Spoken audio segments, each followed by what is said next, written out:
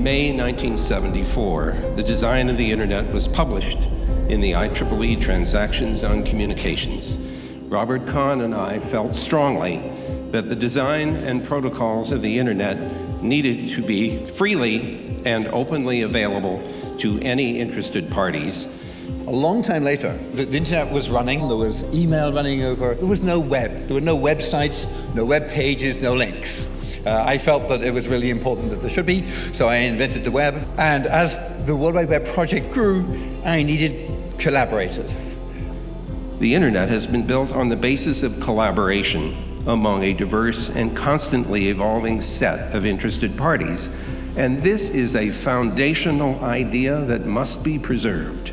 The web has now become an essential public utility. The web we can trust, that is the web we want. The web that contributes to peace, that is the web we want. The web that is open and inclusive, that is the web we want. The web of opportunities and social justice, that is why I am here.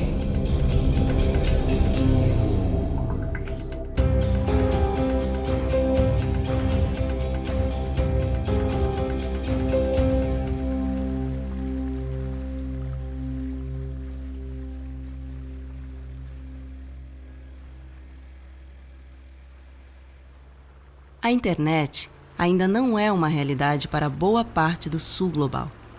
Em comunidades isoladas, a falta de conexão limita as oportunidades e aprofunda a desigualdade social. No coração da Amazônia brasileira, a cidade de Manaus, isolada dos outros centros urbanos do país, é acessível apenas por barco ou avião, e ainda são necessárias mais 9 horas de viagem pelos rios da região para chegar na comunidade ribeirinha de São Francisco do Caramuri.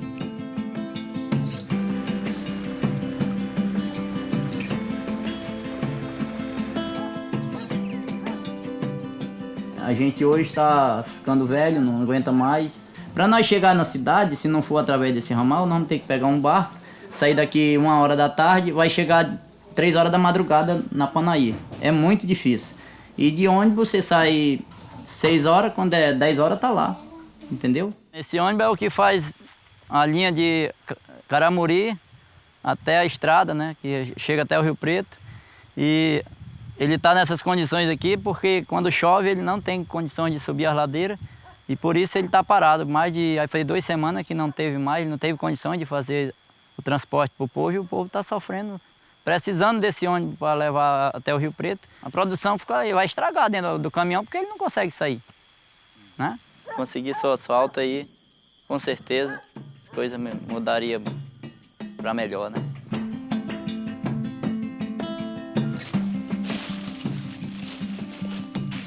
Esse aqui que é o cupuaçu. Tem um, tem outro e outro.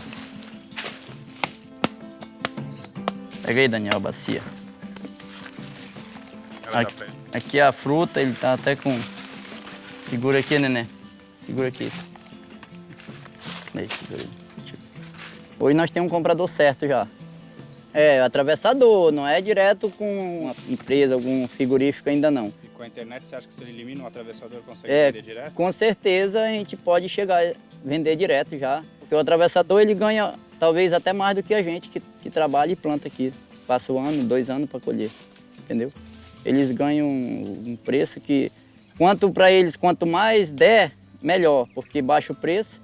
E ele lá em Manaus, o preço dele não cai, só cai para nós aqui, entendeu? Quanto mais você trabalha, mais barato fica. Mais barato fica, porque se a gente tem 1 tonelada de cupuaçu, a gente chega lá e a gente vende fácil. Se você tem 10, 20, ele já arreia o preço pela metade, porque ele acha que já é muita polpa para ele, entendeu? Mas o preço dele lá não cai, só cai para nós. E aí, tirando esse atravessador, nós vamos ganhar com certeza mais, né? Nós precisamos falar com alguém que nós vende abacaxi ou cupuaçu na cidade, a gente não tem como se comunicar com ele, a gente vai ter que ir lá, entendeu? E pela internet tem o WhatsApp, né, que a gente pode se comunicar com ele, olha, nós estamos precisando, nós tem isso aqui, nós quer vender, você fica com quantos quilos, com quantas toneladas, entendeu? O telefone, nós já tem um sinal muito pouco aqui, que eu tenho na minha casa, e quando o rio seca, o sinal acaba, porque eu moro em flutuante, ele desce. Aí não pega. Agora tá voltando, tá pegando de novo, mas é muito difícil, entendeu? Quando eu até disse que tinha 2 coisas que eu não queria mais ficar sem aqui na nossa área, que é a luz para todo, né? Que quando chegou foi uma surpresa que a gente nunca imaginava de chegar a luz para todo para nós aqui, não dizia que aqui era um fim de mundo, né? Mas não é, hoje nós estamos com energia direta aí. E quando vai embora a gente já fica triste, já acostumou. E outra coisa é um telefone. Tem hora que você se comunica, faz coisa que nem de avião você faz.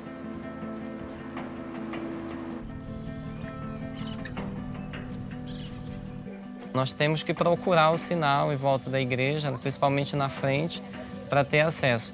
Falamos sempre quando é feita a ligação no Viva Voz, porque se mover o celular, tirar da posição, o sinal cai e a comunicação é interrompida. É como se fosse um telefone fixo, mas no Viva Voz sem fio, né? Aumenta o caldo aí do feijão, Sapinho, que eu vou almoçar aí também. Tá? Tchau! Caiu a ligação? Caiu. Tá ótimo. A internet será uma estrada virtual que nos levará a ser conhecido em outros lugares, empresas, instituições que possam estar olhando e vendo que Caramuru existe, que tem pessoas e que tem trabalho, que tem economia, que tem a parte social e assim por diante. As much as 2/3 of the world's population is not yet connected to the internet. The penetration rates in developed countries average around 31%, but in Africa, where I come from, we are about 16%. Each one of these deserve access. Access to information, access to libraries, access to knowledge, and access to affordable internet. For us in Africa, I need to underline that Africa is not a country. It is 54 countries, 1 billion people. The most important need everywhere we go is access. The cost of having internet, the cost of being connected, the cost of getting online. It is very paradoxal that the countries that can afford the internet, who have more income, are actually the ones who pay less. The ones who have less income, they pay more to get to the internet. So the most important problem in Africa is affordability of the internet.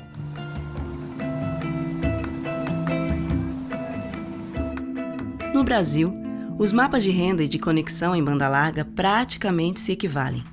Em uma das maiores economias do mundo, apenas metade dos domicílios tem conexão à internet. A lógica de mercado, que ignora as regiões mais pobres do país, também discrimina classes sociais em um mesmo bairro. Lá é o Morumbi e aqui é a entrada do Paraisópolis. Então, a divisão é uma divisão social, né, entre as classes, porque fica tão próximo, mas ao mesmo tempo bem distante, né? Porque aqui fica os ricos, lá embaixo fica os pobres. Então, a diferença é essa, isso que eles fazem a diferença, porque na verdade o endereço é o mesmo, não muda nada, só muda o nome, Paraisópolis e Morumbi. E essa placa aqui, né, dessa propaganda, dessa internet, de 100 megas, só que eu moro bem aqui do lado e eu não vejo essa internet lá. Ó, mas no Morumbi tem, ó. Se eu usar o CEP da minha casa, da minha residência hoje, para pedir uma internet, vamos supor, de 6 GB, eu não consigo. Agora, se eu pegar o site aqui da Avenida Giovanni Glonck, aí eu consigo qualquer mega que eu quiser. Isso é, então, um retrato dessa questão. A conexão em banda larga no Brasil ser ainda tratada na perspectiva do mercado. Ou seja, a gente vê claramente que onde interessa, onde há interesse econômico, o serviço está. Veronice trabalha como faxineira diarista e cria sozinha suas 2 filhas. Ela não tem renda suficiente para contratar a internet domiciliar, que é vendida junto com uma linha telefônica obrigatória.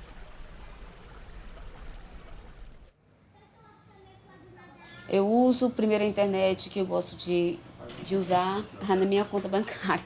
Economiza dinheiro e tempo, né? Porque para mim ir num banco ver, eu tenho que pegar uma condução. Eu uso o Facebook, eu pesquiso filme, pesquiso, minhas filhas jogam também na internet. A minha filha também pesquisa trabalhos escolares. Eu pesquiso alguma coisa do governo. Vou ver fofocas também. Esse cabo azul eu comprei, a gente colocou lá na casa da vizinha da internet e aqui no meu CPU. Eu comprei porque para você pegar a internet de outra pessoa, você tem que comprar o seu cabo. Eu comprei 80 metros.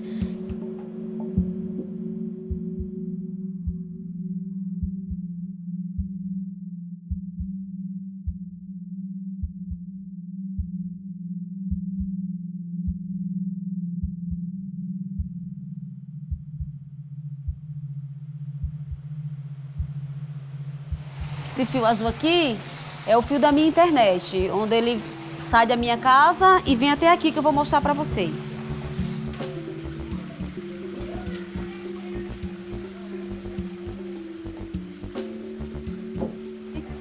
Oi, Lucimar.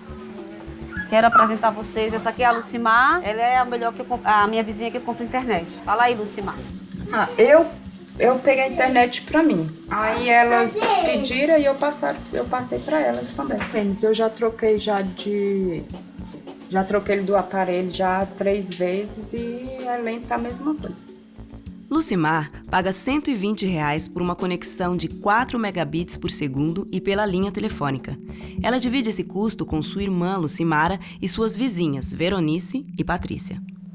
É praticamente uma obrigação que as empresas hoje de telefonia fazem com a pessoa. Elas nunca oferecem para você um pacote de internet, elas sempre oferecem acompanhado de uma linha telefônica. Para mim é muito mais prático eu comprar de outra pessoa do que eu ter a minha própria. E bem mais barato também, mais em conta, né? E agora nós estamos chegando na casa da Patrícia, que ela mora aqui. E o fio da Patrícia é um desses aqui, ó, que cruza aqui por cima dessas casas e vai até lá na casa da Lucimar. Patrícia! Eu comprei o computador, aí veio as coisas que as crianças da escola e agora também para ver as notas da escola tem que ser tudo pela internet. Quanto que você paga na internet? R$30. 30 reais. Se você tivesse que ter uma internet só pra você, dava pra... Não, dava não. Eu já acho caro, já tinha que ser de graça. Tinha que ser de graça. Antes da internet, antes de puxar a internet, a gente comprou aquele lá, o download, sei lá como é que chama. O modem. Modem, mas só que o modem era difícil. Por quê? Porque caía sempre, né? Quando tava coisando, caía a internet. E você pagava quanto, né? Aí, não, a gente tirava o chip do celular mesmo. Ah. Entendeu? Colocava lá, mas muito lento. Não funcionava. Não funcionava, não. Agora funciona um pouquinho. Ontem não estava funcionando. Hoje vamos ver se está funcionando. Vamos ver, liga aí.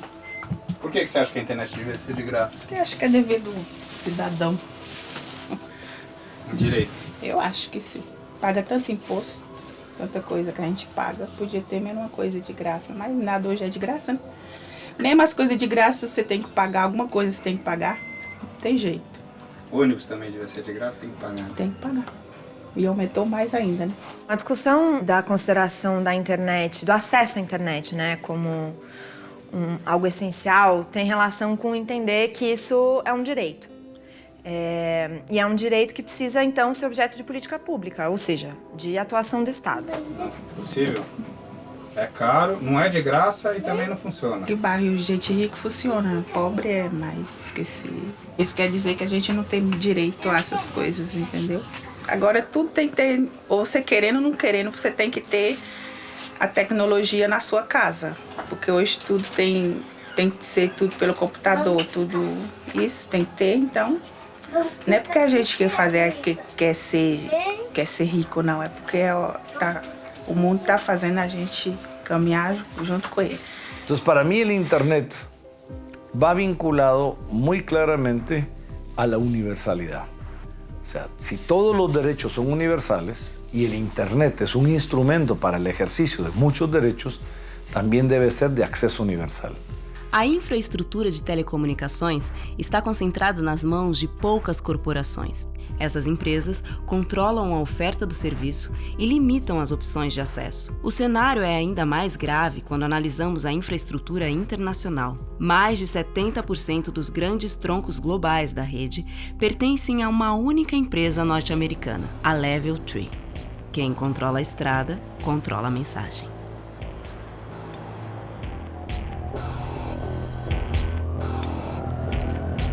Welcome to America, land of dreams. Well, this is another plant that's been abandoned that was part of the auto industry. So this is just another example of what happens, when an industry is building infrastructure. They leave. Once they leave, they leave us with nothing. And the people are still here. When there are no jobs, then you end up they have to leave their homes, so we can get the abandoned homes. And so how do you pick up the pieces after that? So to me, these abandoned factories marks the end of an era. It's the end of the industrial age, which built Detroit. And I feel like what I've learned from this is that we can't let the companies control the infrastructure of how we live. We need to understand how technology works. We need to be able to build technology for ourselves so it's doing what we need it to do. How are we going to make sure we don't have information blight, that people are going to, still be able to communicate in ways that are meaningful? What happens when someone decides to kill the switch? And these are the big questions that we're asking, and this is why we're building these mesh networks, because we want to have, we don't want to stop communicating with each other. It's extremely important that we stay connected and we build relationships. As redes convencionais de internet partem de um único ponto para conectar as residências. Já nas redes mesh, os diversos pontos estão ligados entre si, com acesso a aplicações exclusivas dessa rede, tais como rádios comunitárias, bancos de dados e o que mais se quiser desenvolver. A rede mesh ainda pode ser conectada à internet em um ou mais pontos. As conexões são distribuídas entre os vários nós e, se um ponto cair, a rede redireciona os pontos de conexão para seguir integrada e conectada globalmente. Is that one up there? Yeah. And the idea is that if these guys all talk to each other, and then we have some more on the other side, they'll all talk to each other, and then you start to sort of build out naturally that way. And the other good thing is that if one of them who's connected to the internet goes out, it'll self-heal, and it'll find the closest router to it so it could still maintain the network. So we try to keep it somewhat close. Diana busca parcerias nos bairros mais pobres de Detroit para a instalação das antenas da rede mesh. Nathaniel, que já foi morador de rua e hoje é presidente da People United as One, é um de seus parceiros. Ele oferece moradia temporária para as pessoas sem teto, além de apoio para a busca de emprego e formação profissional. That's the most important thing, because you need that to get the job. You need that to get housing. You need that to apply. You need that even, like I said, a lot of your grades, you have to, and this is in elementary school, they have to go online and get their grades or to do assignments. So that's why this is so key, this is important. You cannot move on to the next level, housing, finding a job, even improving your education, unless you have this. And because, like I said, that's the way the system is set up, and that's why you have Comcast there now trying to lock it in. Because they know you can't do anything without your Wi-Fi, your connection. And that, like I said, that's what makes Digital Justice Project so important, because this is the base, this is where it all starts. O isolamento da região amazônica eleva o preço de mercadorias e serviços. A logística difícil, combinada ao baixo poder aquisitivo das famílias, faz com que as corporações provedoras de conexão evitem investimentos nessa parte do país. O resultado são verdadeiros desertos tecnológicos, onde nem os poucos que podem pagar têm acesso a uma conexão com velocidade e capacidade razoável.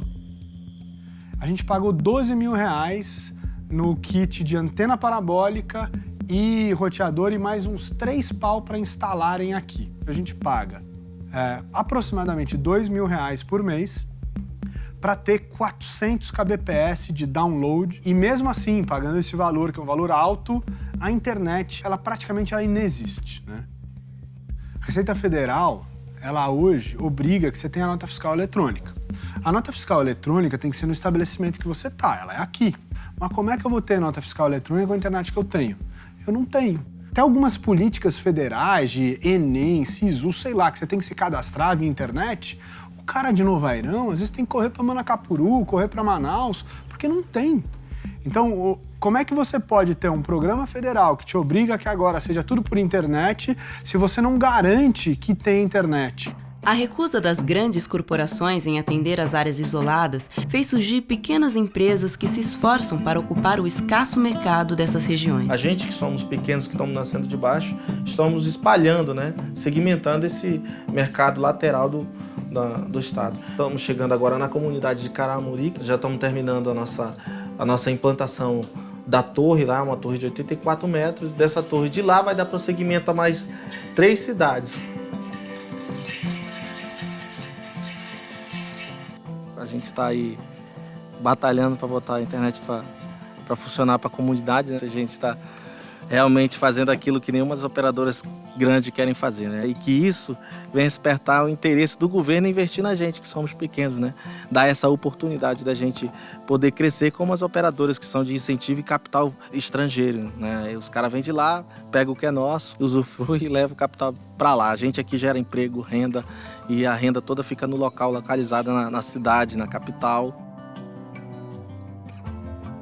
O governo hoje, ele ajuda muito, dá isenção de impostos, incentivos e linhas de crédito para as grandes operadoras, porque elas têm como dar para o banco algo em troca, né? O intuito com o governo é que o governo possa nos dar essa linha de crédito, ela possa, porque a gente chega com o banco vai dizer, o que você tem para nos oferecer? A gente não tem praticamente o que interessa ao banco. Eu vou oferecer meu carro, vou oferecer minha casa, mas é uma linha de crédito ínfima para a gente atender uma população de 10 mil habitantes.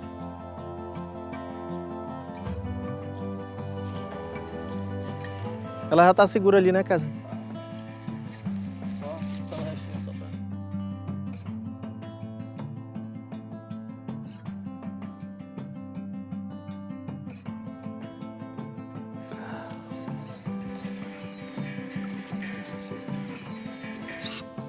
O AP vai direcionar para lá? Eu vou botar ele pela face de dentro, porque eles estão subindo o módulo ainda. Se há um entendimento de que esse acesso é algo que tem que ser garantido a toda a população, e claro que tem altos investimentos em infraestrutura, mas sendo parte de uma política pública e de atuação do Estado, é possível que isso chegue até a casa das pessoas ou em lugares públicos próximos, praças com Wi-Fi aberto ou escola pública com conexão de qualidade para os alunos e para a comunidade em volta. É possível planejar para que essa conexão chegue para as pessoas de uma maneira ou a baixo custo ou de graça, e essas pessoas poderão ter um acesso à informação que elas nunca tiveram, poderão ter um acesso à educação e à cultura que nunca foi possível, poderão inclusive criar iniciativas comunitárias e mobilização comunitária para exigir ou provocar o poder público em relação a questões que ainda não foram resolvidas naquela comunidade.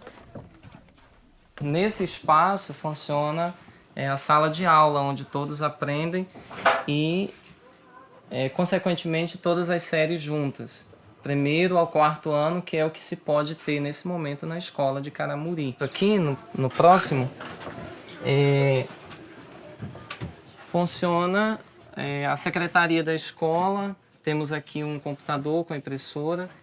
E também é onde o professor atualmente dorme, onde se guarda material de limpeza, onde também guarda alguma parte da merenda, felizmente tudo junto, por não termos espaço.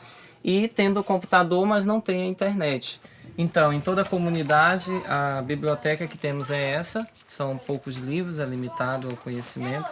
E com a internet nós vamos ter a facilidade de pesquisar tudo aquilo que for exigido, tanto pela parte da educação, como aquilo que nós quisermos conhecer com curiosidade de ter mais aprendizado, vamos ter essa oportunidade. Todo Estado tiene la obligación de invertir en el Internet, de subsidiar el Internet para hacerlo llegar a las zonas más rurales, más remotas y más pobres de la sociedad. Para que todo el mundo, no necesariamente en forma individual, puede ser en forma comunitaria, pero que todo el mundo tenga acceso al Internet. Porque si no, lo que estamos generando es un privilegio para una élite tecnócrata o económica. Eso no es correcto. Entonces tiene que ser, como fue el teléfono originalmente, un servicio para todos.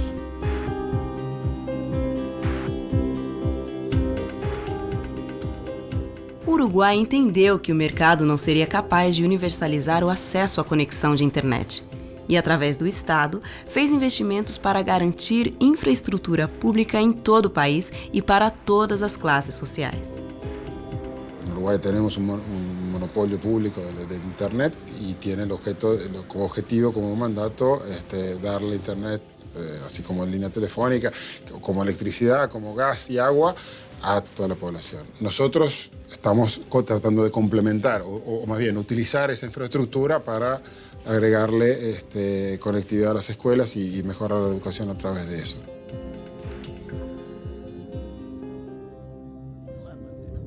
Creo que de alguna manera, específicamente a las escuelas rurales, le significó un cambio el acceso a determinadas actividades y a conocer cosas que de otra manera no iban a tener. No solo a través de las máquinas, sino a través de la posibilidad de tener conexiones en Internet también y de vincularse con otras escuelas. Las posibilidades que ha abierto no se vuelve de esto. O sea, todos los niños y sus maestros puedan acceder a algo que antes era para algunos nada más, me parece que provoca un cambio hasta en lo que es la democracia, ¿no?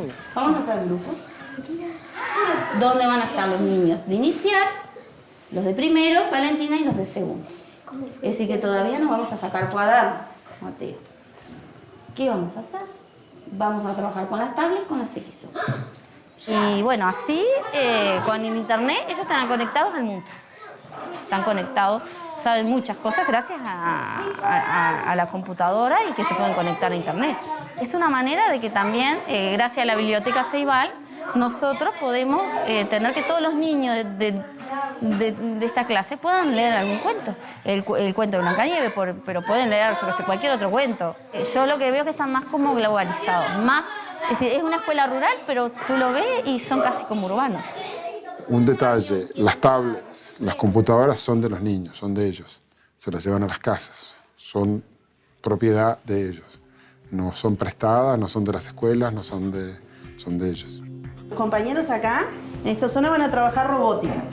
Y acá van a trabajar Scratch, van a trabajar escribir, toys y laberinto. Comiencen, chiquilines, comiencen a armar. El trabajo de enseñar es siempre del maestro. Estamos apoyando cosas nuevas, como son los laboratorios de tecnología digital, donde se hace programación, se trabaja con robótica, se trabaja con edición de sonido e imagen. Eso es usar la tecnología para enseñar y para aprender. Se mueva, acá tenemos distintos iconos que acá están como los... Y por ejemplo, si queremos que haga como que está volando, vamos a disfraces y lo que dice importar. Y acá que está el otro que es con las alas para abajo. Y después donde dice movimiento y mover 10 pasos y rebotar si está tocando un borde. Y le damos acá para que gire para un lado y para el otro. Entonces después cuando le damos a la bandera verde se mueve. También se mueve porque ya tiene el comando.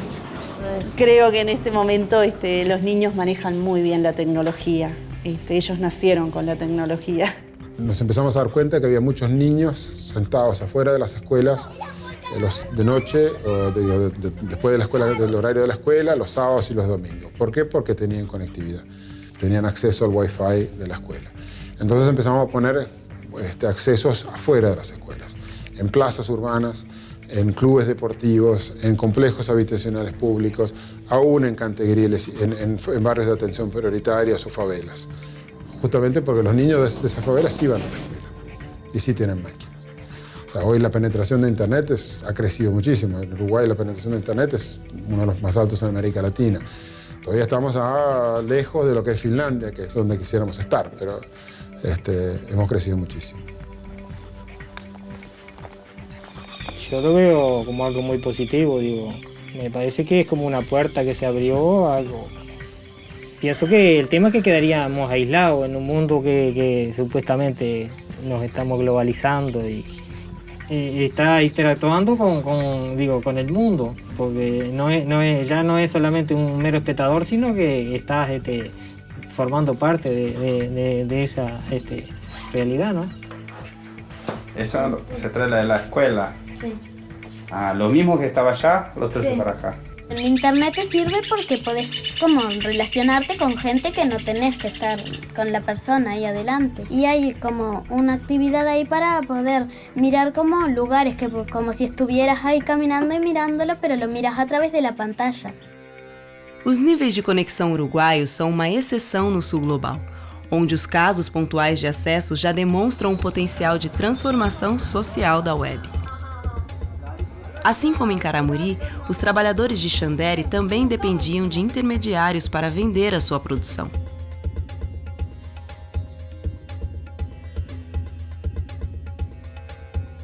You know one thing, Jakarta is the first computer.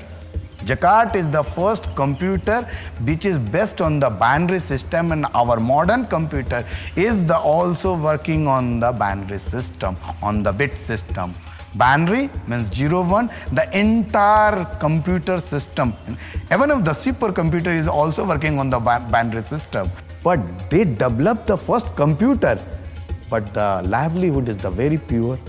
A chegada de computadores e de conexão à internet transformou a realidade local. Providing the design, we just introduced through digital world, we introduced the e-commerce portal. Through e-commerce portal, weaver can sell their product in the entire world. We just changed the scenario from 2,000 a monthly income to 40,000. There's the big changes.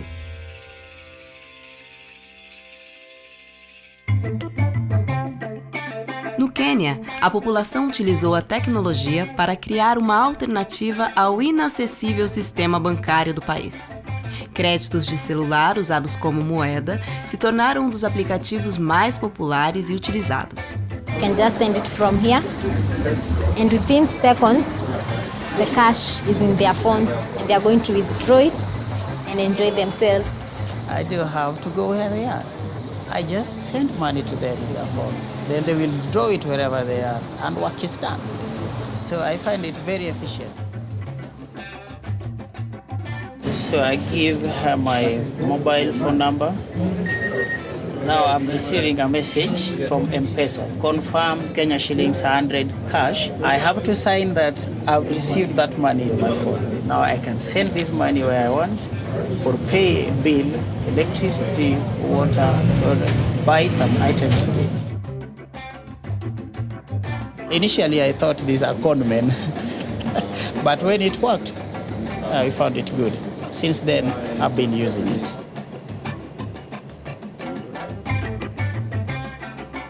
Com a internet, o mundo pode conhecer a cultura e os valores deste povo sem depender das narrativas estrangeiras. A África agora pode contar diretamente a sua própria história. Welcome back, ladies and gentlemen. Former UN Secretary General, Mr. Kofi Annan. Hello, sir. How are you? Or rather, what the internet has done is that it has given room for independent content producers to put their content out there. The internet potentially can allow us to reach a lot more people. It's not yet the case, it's growing, so it's a work in progress. So that's something we're able to do because we are on the internet and we don't have any pressures in terms of censorship or things like that.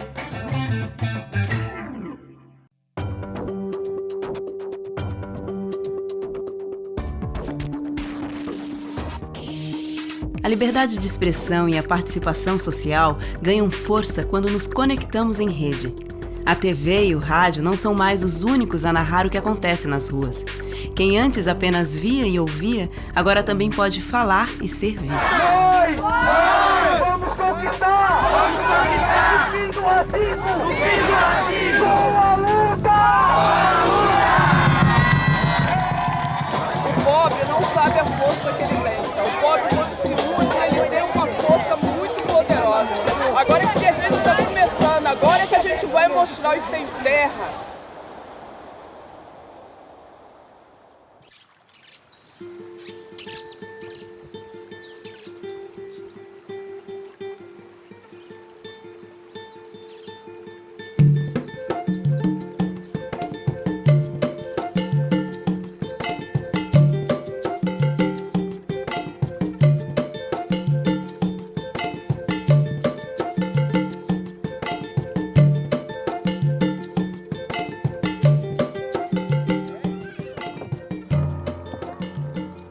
Pessoal, vamos ao centro social que a internet chegou.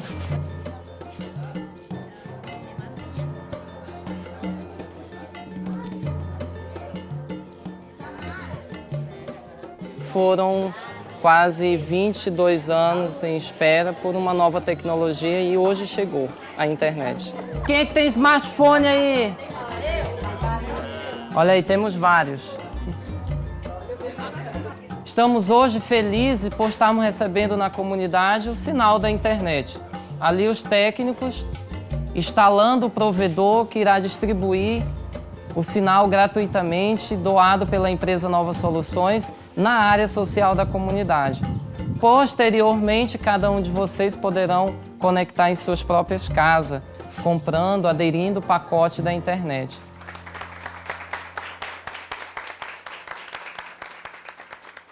Hoje vocês vão ser atendidos com um sinal via rádio que a gente está instalando, terminando as instalações, já instalamos a torre de 84 metros. E, gente, é um desafio muito grande, é um investimento muito alto, mas vai valer a pena cada centavo, porque todos os investimentos que nós fizemos na área rural, fora da área urbana, nos trouxe muito mais benefício do que dentro da área urbana. Dentro da área urbana a gente só preenche tabela, né? A gente está lá na área urbana ali, lutando com os outros leões, com a NET, com a Oi Velox, com as grandes operadoras, né? E a nossa luta daqui a pouco, que a gente vai aparecer para o mundo todo, é mostrar que Caramuru existe, que nós precisamos de ramal asfaltado, nós precisamos de uma escola nova, nós precisamos de um posto de saúde, nós precisamos de políticas públicas. E a internet chegou. Vocês sabem o que isso representa e o que isso significa, vocês estando aqui? Consciência política.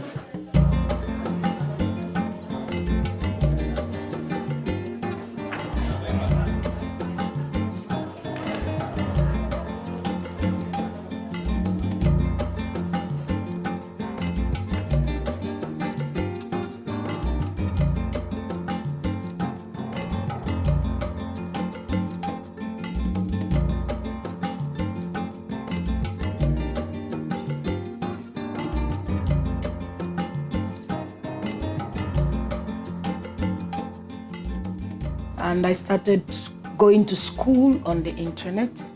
I started meeting people on the internet.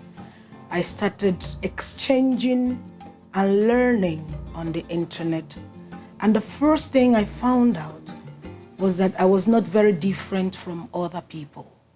So the first thing that the internet did for me was not communication, but it exposed me to the world. Esse vídeo aqui, ele tá mostrando a última chuva que deu e ficou aqui alagado, a gente não conseguia sair e nem entrar em casa. E do jeito que está, depois que a chuva baixou, a água continuou quase a mesma coisa que está aqui nesse vídeo. Ela veio aqui, onde está essa aqui, mas ela já veio até aqui, ó. Na altura do teu ombro. Isso, ela já ficou dessa altura. Não dá pra passar por aí? Não, a rua já uma vez já passou a semana inteira fechada. Uma chuva que teve, né? Que ficou todo entulho, ficou lá na rua, passou a semana inteira fechada. A Rede Globo veio, falou que não ia gravar. A Record veio, gravou e isso nunca foi ao ar. E daí, já que a internet é um meio, né, mais rápido a gente se comunicar, a gente gravou o vídeo, tiramos fotos, gravamos moradores falando, dando depoimento, para ver se a gente consegue agora uma resposta. Uma vez conectadas, as comunidades de Caramuri e Paraisópolis superaram uma importante barreira de acesso a direitos fundamentais. Agora, novos e mais complexos desafios se colocam no uso da rede. Well, we're at a moment where technology is enabling an incredible diversity of people to participate in the creation and the sharing of culture. Over the 20th century, the creation and professional distribution of culture had become so concentrated in the first world nations. And now the technology is inviting everybody to participate and to create and to share. The pitch, a swing and a miss, strike three. Good jump shot from the corner. Ever want to watch two things that are on at the same time? Well, now you can, because Sony's revolutionary Betamax deck, which hooks up to any TV set, can actually videotape something off one channel while you're watching another channel. With Sony's Betamax, you won't miss a thing. A triple play. You've just seen a triple play. No, I didn't. Na década de 70, a Sony criou um aparelho capaz de gravar os filmes e programas da TV. A nova ferramenta irritou os grandes estúdios de Hollywood que não gostaram da possibilidade de suas obras serem copiadas e guardadas por qualquer pessoa. A Universal Studios reagiu e acionou a Sony na justiça por infração de direitos autorais. A Suprema Corte dos Estados Unidos, porém, decidiu que a cópia para o uso doméstico não desrespeitava os direitos autorais, pois se tratava de um uso justo.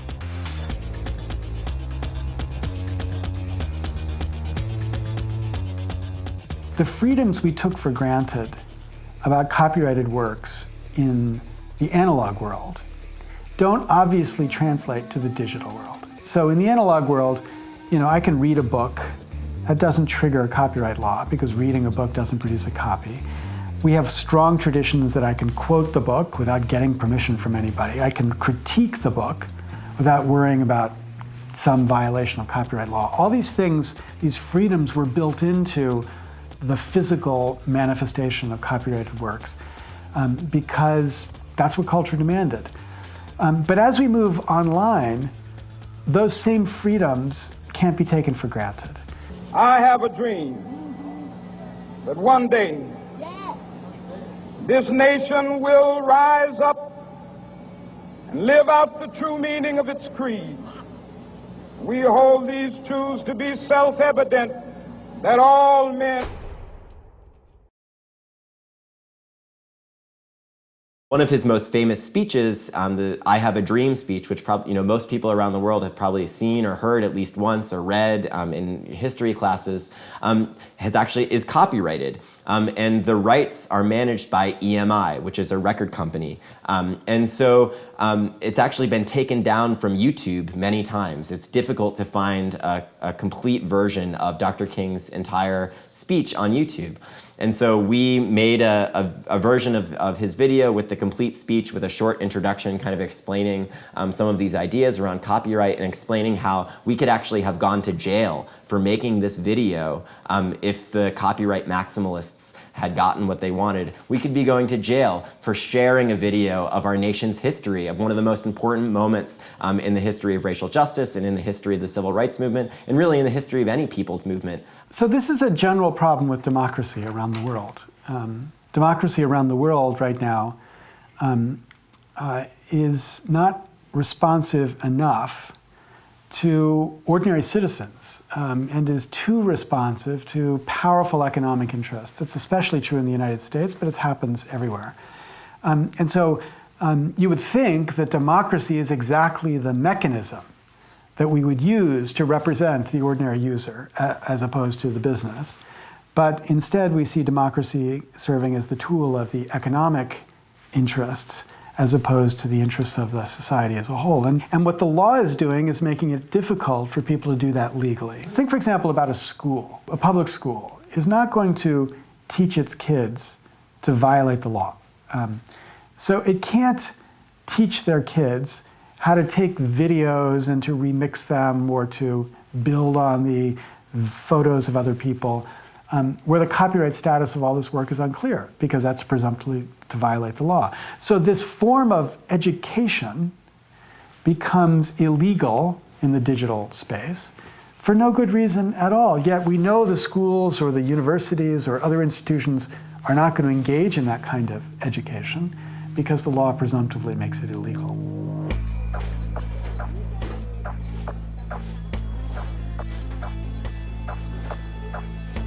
Tiago Cândido estuda letras em uma universidade pública brasileira. Ele é considerado pela ABDR, Associação Brasileira de Direitos Reprográficos, uma ameaça aos direitos autorais no país. A associação pediu 200 milhões de reais em indenizações pelo que chamou de o maior caso de pirataria digital dos últimos 10 anos. Tudo isso porque Tiago publicou textos digitalizados por diversos estudantes em um blog chamado Livro de Humanas. O Xerox tinha aumentado 50% no valor da cópia. E daí, isso nos grupos virtuais de debates do curso, surgiu uma indignação, achando absurdo esse aumento. Daí foi assim que surgiu o blog. Aqui é a Xerox da universidade, que é onde a gente tira as cópias para os cursos. Esse texto, por exemplo, custou R$1,30. Pode parecer um volume baixo. Só que você pensa, você tira, em média, uns 5, 6 por matéria por semana, se você for ler todo o programa. Se você joga isso num cálculo mensal, é um volume altíssimo que você tem que gastar para conseguir estudar na universidade, que é uma universidade pública e gratuita. Mas não é gratuita. Se você não paga um volume grande, você não tem acesso aos textos. Se hoje nós temos as notícias de uma história longa da humanidade, os espaços conhecidos como as bibliotecas contribuíram muito para isso. No panorama de hoje, no contexto que nós temos com o advento das novas tecnologias, isso se alterou, mas a missão da biblioteca de armazenar, de tratar e disseminar, ela não se altera, ela se adapta às condições. O sistema da universidade toda, para a gente consultar os acervos, né? Introdução à Linguística e Princípios de Análise. É um livro escrito por professores da USP. É produzido com verba pública, o professor universitário é pago com verba pública em dedicação exclusiva, e só que daí ele publica por uma editora privada. E se estivesse na internet, o aluno poderia ir lá baixar, tem a necessidade, baixa a sua cópia, e todo mundo poderia ter a cópia em casa do livro. O conhecimento gerado na Universidade de São Paulo, ele é público. Nós perseguimos uma política de acesso aberto.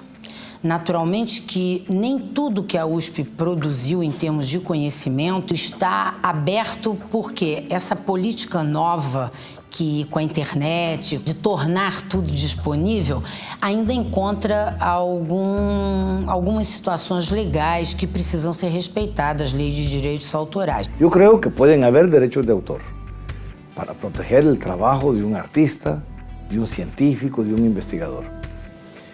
Pero hoy no son ni los artistas ni los investigadores científicos los que están protegidos, son las grandes empresas comercializadoras. You know, there's an obvious difference between copying something and theft. If you steal my physical book, you take this book from me, I don't have it, and I can't use it, and so I'm worse off. But if you take a copy of this book, I'm no worse off, and maybe or maybe not, the publisher of this book is worse off. So the rules should not be blocking people from doing things that don't hurt anybody. And the point to recognize with digital copies is that it's not clear in many contexts whether it's hurting people or whether it's not hurting people. And the law ought to be restricting people's freedom only where it makes sense to do some good public good. O sistema diz que tem pelo menos 2 exemplares disponíveis, mas aqui a gente não encontra nenhum. Se fosse no livro de humanas, a pessoa que precisa do livro chegaria lá, baixaria sua cópia e o livro continuaria disponível para qualquer pessoa acessar. O advogado da BDR coloca que é um caso paradigmático e eles fizeram esse processo da forma como foi feito para tentar dar um fim a essa cultura do compartilhamento no país.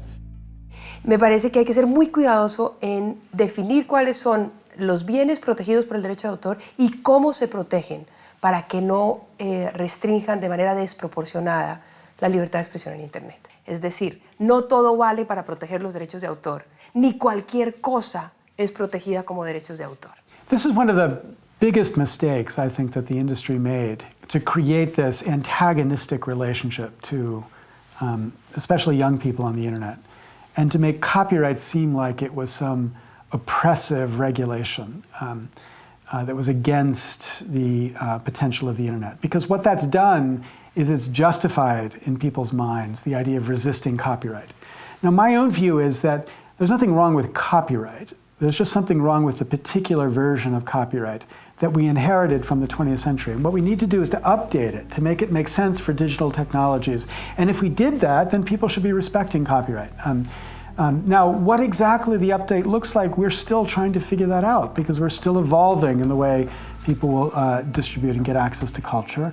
But I think that what we need to do is to find the model that makes the most sense, that allows the right balance between freedom and regulation, to both encourage artists to create, to give them the resources they need to create, while assuring the type of distribution and access around the world that people around the world are entitled to.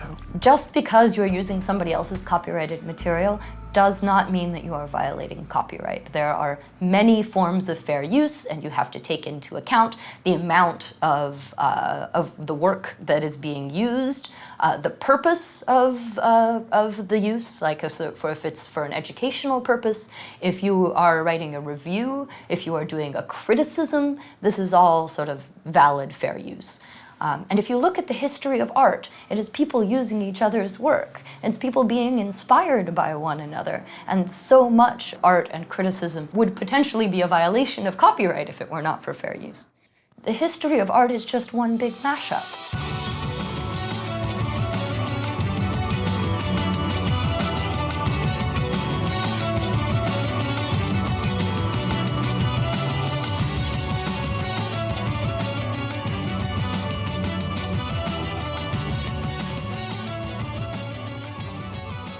I think what Remix tries to remind us of is who we are as humans.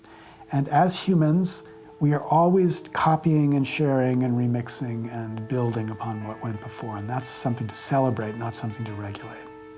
Para viabilizar conteúdos que combinassem a garantia de direitos do autor com o interesse público, o professor Lawrence Lessig e um grupo de especialistas criaram as licenças Creative Commons. Em vez de se reservar todos os direitos incondicionalmente, os autores definem que tipos de uso querem permitir e quais querem proibir. A internet pode parecer esse lugar onde todos têm as mesmas condições de falar e serem ouvidos. Mas, na verdade, o tráfego está cada vez mais concentrado em portais e plataformas de algumas poucas corporações americanas. As plataformas que concentram a maior parte do tráfego da internet são centralizadas e de código fechado. Isso significa que o seu funcionamento é decidido por poucas pessoas e de forma não transparente, o que permite a realização de operações invisíveis aos usuários, como, por exemplo, o acesso às nossas informações por agências de governo. One of the things that we have very long suspected about the platforms, especially about Facebook, is that it has a very severe bias when it comes to a sort of call for violence from Palestinians, but a great deal of latitude when it comes to calls for violence from Israelis.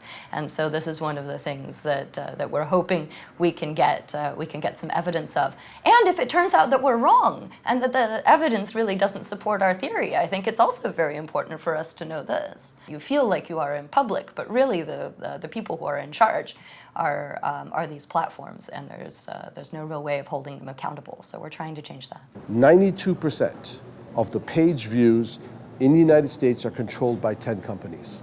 76% of the searches are conducted by Google. The way Google's search engine is written, it prejudices against somebody writing something in Portuguese in Recife, or Manaus, or speaking in another language in Africa. So the internet is right now designed to actually eliminate the voices of the majority and concentrate the voices of the upper classes of the Western countries. Great danger, because in 25 years from now, when you want to read a history book of what was the history of Brazil, Are you going to know the Brazilian voices, or are you going to know the voices of a few professors in Washington? Em contraposição a esta lógica concentradora e pouco transparente, surgiram iniciativas de plataformas descentralizadas e programas de código aberto com o objetivo de preservar o caráter horizontal e colaborativo da rede. Tor is an anonymity network. It's both a piece of software you install on your computer, and it is a free software system that is implemented, peer-reviewed, and freely available to all people without any exception. It can be used to circumvent surveillance and censorship. It is a useful tool in an arsenal of tools of communication security. That is to say that it is a tool which makes certain guarantees about security and privacy and anonymity, and it does them in an openly specified, peer-reviewed way, and the free software that implements it is available to all people. The network itself is made of people who wish to have this privacy property, this anonymity, this circumvention of censorship, and they simply run it. It's a peer-to-peer network, and by participating in the network grows. And every person on the planet is able to use this to be able to read and to be able to speak freely. Who had access to technology? Was it only going to be the middle class at universities and the rich, or was it going to be the people who needed it the most? So at a very young age, I became quite thoughtful that we needed in the software movement free open source, and it needed to be accessible. And if we could get that, then everybody could have an equal access and equal chance to contribute, both as a producer and as a user of technology. And likewise, we should recognize that open standards, like free software, are essential for being able to communicate, for being able to share, for being able to create the internet. I would really like to see more free and open source projects, more nonprofit organizations building platforms that are not centralized and that are federated, sort of like the Diaspora Project, or for that matter, Tor. And the more that you have platforms that nobody can control and that you opt into, I think the freer the internet will be.